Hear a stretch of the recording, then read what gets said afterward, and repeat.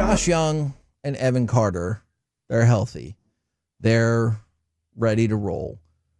What are reasonable expectations for both of them, though? Because, look, like at FanFest on Saturday, Josh Jung talked about, hey, he's gotten injured several years in a row, because it came up that he'd gotten injured 2 years in a row, and he said 4 years in a row. And oh, yeah. Yeah. And so he said 4 years in a row, 5 surgeries. Somebody joked, okay, but who's counting? And he said, me. And so, like, very serious about it. And we talked about Evan Carter had what we were all really concerned about with his back specifically, and maybe some with his neck last year. But now they're both ready to go as of now. But I don't think you can go into this season and reasonably say Evan Carter and Josh Jung will both play like 145 games. Like, if you disagree, rock on. I hope you are right. Can't even say 100. Yeah. So where do you fall in terms of reasonable expectations for what these two can provide, both in terms of availability and what they do? Yeah, the thing with Josh Jung seems like everything's this freak accident. It seems like everything is some weird, like, how did that happen to you? And he's like, I don't know. That's how it feels with Josh Jung. Kevin, last year, he kind of picked up where he left off the previous season. He was batting the previous year, 266. He was batting 264 last year early in the season. 7 home runs. He'd finished the year before 23. 7 home runs through 46 games. He was on trajectory to have 30-something home runs. Is that about right? Sure. And then so as I'm looking at him, he was picking up. He was fine. His season was going to be good. The weird health moment happened. So if he was able to get to 140, 130, that's a celebration. Like, dead serious, we should be throwing a party if he gets to 140 games. Okay. Now, to that point, it's been 4 years. The most games he's ever played in a season is 122. The second most is 48. Yeah. So, yes. What do you, like, I hear you about the celebration. I'm with you. What kind of party should we throw? Should we see if Whataburger wants to throw a Whataburger party? Yes. That is a good idea. And the more games he plays, the more add-ons we'll have. The more Whataburgers. Exactly. Yeah. All right. I tell you, Evan Carter, who, by the way, the most games he's ever played is 45. He's batting 188 last year, Kevin. There are some things there, but yes. I tell you, the most games you should expect to see Josh Jung and Evan Carter this season is 100 games apiece. Do you think that's too low? That's fair. Okay. But based on their history, Evan Carter hasn't even gotten to 100 games in his career. Right. Even if you count the playoffs, yeah. Yeah, if you're counting year 1, year 2, 23 and 45, how many? That's 68 total games. His body is going to need a little bit of a reprieve anyway, just because the season's long. The other thing is he can't hit lefties.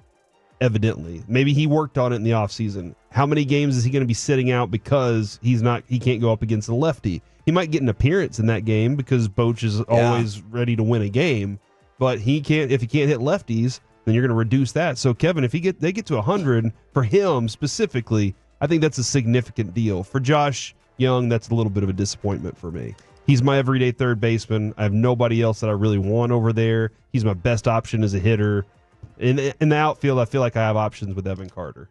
I'm a little concerned that the initial wave of feedback, I'm not saying you're wrong, from the 682, scary thought, we've already seen the height of Evan Carter. Oh, my gosh. I have definitely heard people who think that. From the 682, I would say 90 games for Carter, 75 for Josh Jung. And then from another 682, hell, they might not play 100 games combined. It's possible. I listen, man, this might be one of those where Josh Jung's like fights Bochy to be on the field for every game. Yeah. As long as he doesn't get hit by a ball in the hand, I think he's going to be fighting so he can prove to himself. You even laid it out right there. He said he's counting. He's keeping track of this. And so I think that he's on a mission this year. So I'm going to throw Josh Jung's reasonable expectations to be the same as 2023. All right. You go back to 2023. He played in 122 games, 23 home runs, 70 RBIs, batting average of 266, and for a lot of people, more importantly, OPS of 781. Oh, wow. That is where I'm going to set my expectations. Okay. Or what I think are reasonable expectations. I would love for him to play 20 more games than that. I understand he might play a lot less games than that. Then Evan Carter. We got to find a middle ground between the postseason wonder boy and what he can be for the rest of his career. Because the postseason wonder boy had more doubles than anyone at his age in the history of the playoffs.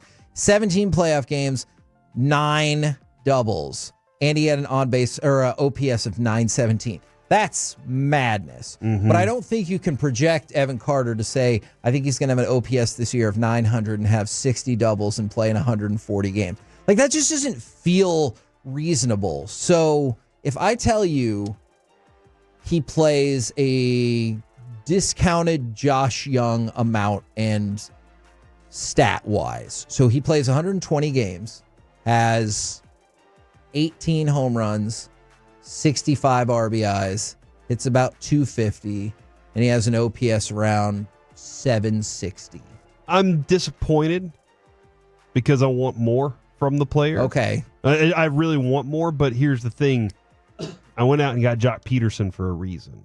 I got you. Like last year you went into it and you're like, Travis Jankowski. And, and thank God Josh Smith paid off. Granted, Travis Jankowski was an amazing person to be on your World Series roster because he stepped in and played good defense for you, and he got you the base hit whenever it was very important.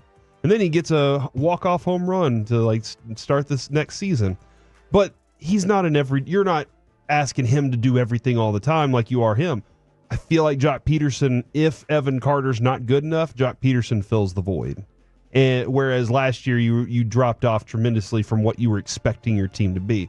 This is what they expect Jock Peterson to be, a really good veteran. That's why they signed him, just in case something goes bad, and so that they can rotate him in. So I feel like, Kevin, this is the difference between last year. Last year, we were hinging a lot of hope on these guys without having a plan to go behind it. So Josh Smith was your plan. Yeah, it worked out. This year, I think they planned a little bit better. So it might be a better.